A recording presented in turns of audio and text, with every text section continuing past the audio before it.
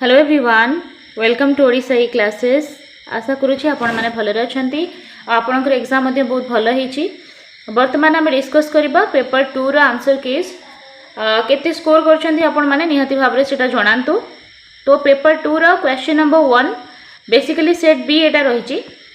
देखंतु क्वेश्चन थिला निम्नलिखित मध्यरु केउटी एक दृश्यमान शिक्षण सामग्री अर्थात कोटा को आमे देखि परिबा बा कोटा होछि ओटे visual teaching learning aid. Okay देखो रेडियो हूँ आपंकर श्राव्य दूरदर्शन टेलीविजन दृश्य श्राव्य टेप रेकर्डर श्राव्य आउ रहा डायरामा डायरामा को आपण मैंने देखिपारे। ठीक है यहाँ गोटे भिजुआल यहाँ गोटे 3D हो पारे 3 dimensional but visual. Okay visual आपंकर ऑप्शन सी हो करेक्ट आंसर।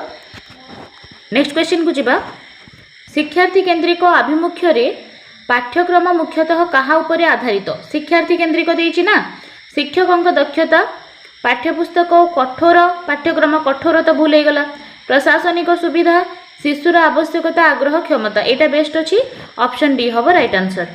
अनुकरण और पर्यवेक्षण माध्यम शिक्षण को कौन कह जाए जो थी कौन थी अनुकरण थी ता छड़ा पर्यवेक्षण थी ताको आमे कौन कहबा देखु यांत्रिक शिक्षण घोषा शिक्षण निष्क्रिय शिक्षण एक टोटाल भूल गला रहिला ऑब्जर्वेशनल लर्निंग पर्यवेक्षण जेहेतु अच्छी ये बांदुरा देइथिले।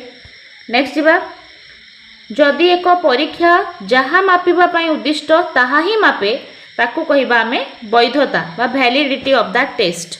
ऑप्शन बी एक श्रेणी रे किछि अत्यधिक नंबर रखिथिबा छात्र अछंती हाराहारी खोजिबा पई केउ केंद्रीय प्रवणता पद्धति ग्रहण कले एहार फलाफल अधिक नंबर रखिथिबा शिक्षार्थी द्वारा प्रभावित होबो। ताले हाराहारी हाराहारी अच्छी माने कौन हम माध्यमान हम गरिष्ठक कहले जार बारंबारता अधिक जोटा अधिक थर अच्छी मध्यमा कहले ठीक मझीटा माध्यमान कहले तार हाराहारी ऑप्शन डी हम राइट आंसर।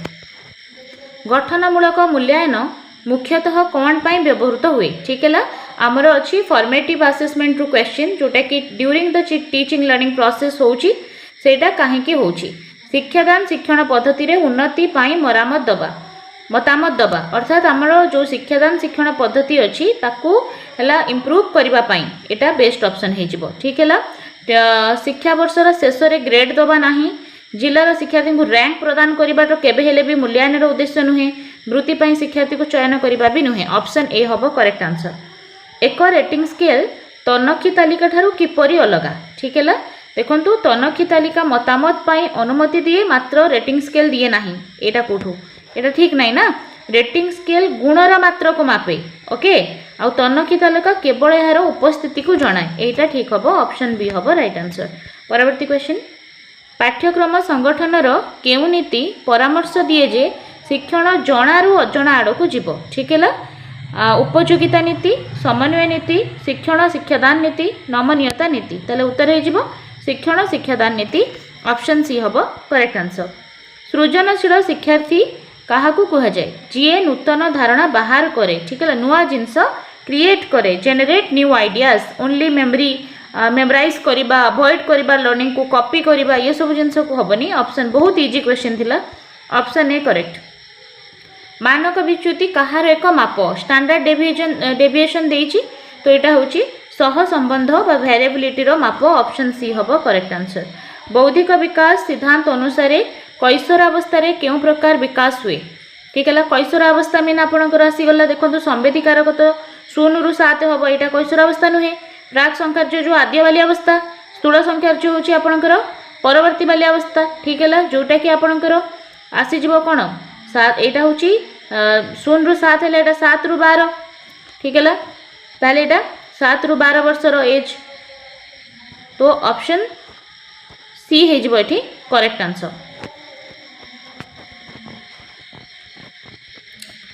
निम्नोक्त केउ परिवेश प्रभाव को सूचित करे पारिवारिक परिवेश आखिर रंग उच्चतर संभावना रक्त समूह तार यहाँ पारिवारिक परिवेश ऑप्शन ए हम करेक्ट आंसर। जड़े शिक्षक लक्ष्य कले जे जड़े शिक्षार्थी जुक्तियुक्त प्रहेलिका समाधान करिबारे बहुत भल किंतु सामाजिक संकेत बुझीबारे असुविधार सम्मुखीन होउची ताले एहा होउची विकास बहुमात्रिक एवं आंतः संबंधित development is multi dimensional and inter individual option D हम करेक्ट।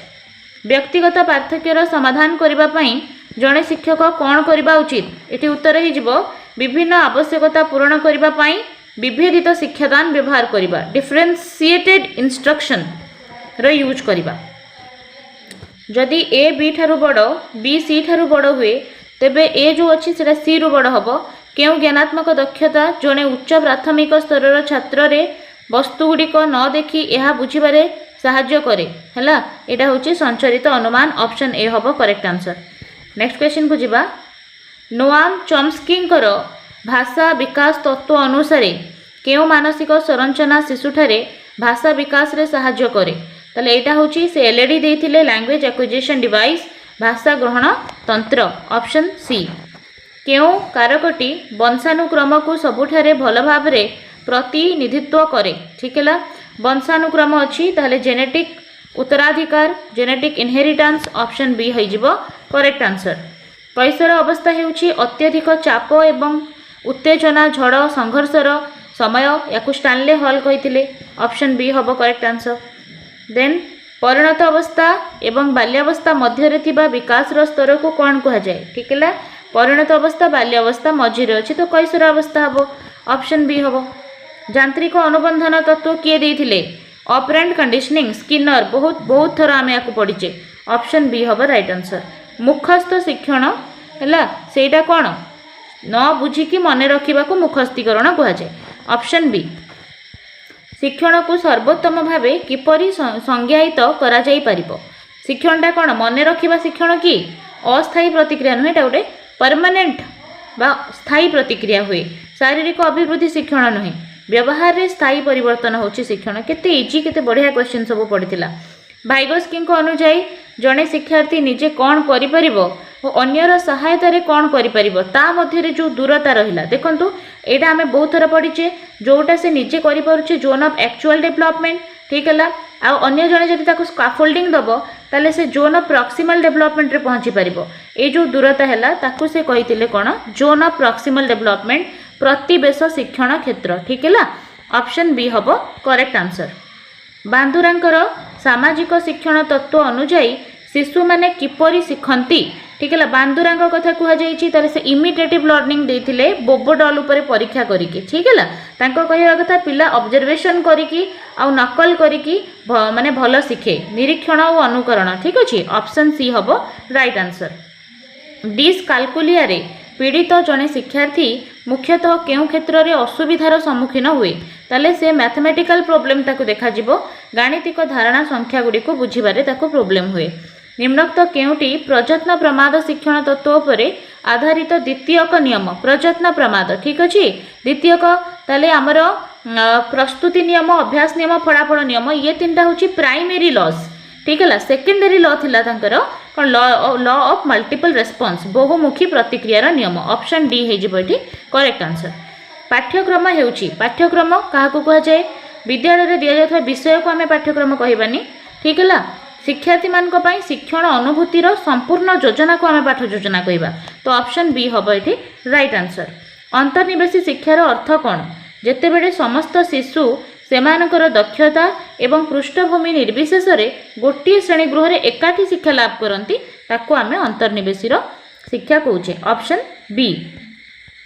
जड़े सृजनशील शिक्षार्थी शिक्षक माने एपरी कार्य करबा उचित जहाँ निम्नोक्त केउटी को उत्साहित करिवो बहुमुखी चिंतन ठीक है डाइभर्जेंट थिंकिंगटा जितेबेले पिला मल्टीपल दिग को भाभी पारिबो केते थर आमे याकू पढ़ीचे ठीक है ऑप्शन बी हम करेक्ट।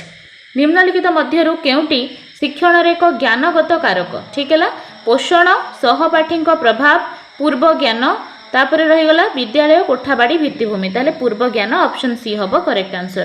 ताले पेपर 2 सीडीपी रो 30 क्वेश्चन आम एनालिसिस कले आउट ऑफ 30 आपण केते स्कोर करछन्ते निहाती भाव रे जणैबे एपरि भाव रे एनालिसिस करा जाउछि किछि एनालिसिस सरिलानी आपण माने सिटी जाईकी देखिपारे जदि आपण मैंने देखी ना ताले एनालिसिस देखिपारे आउ रेगुलर बेसिस रे वर्तमान आम 80 पई क्लास करिबा ठीक है जदि जो मैंने भी इंटरेस्टेड अच्छा निहाती भाव में कमेंट सेक्शन रे जणांतु आपणकर कमेंट अनुजाई ही आम प्रिपरेशन स्टार्ट करिबा। धन्यवाद।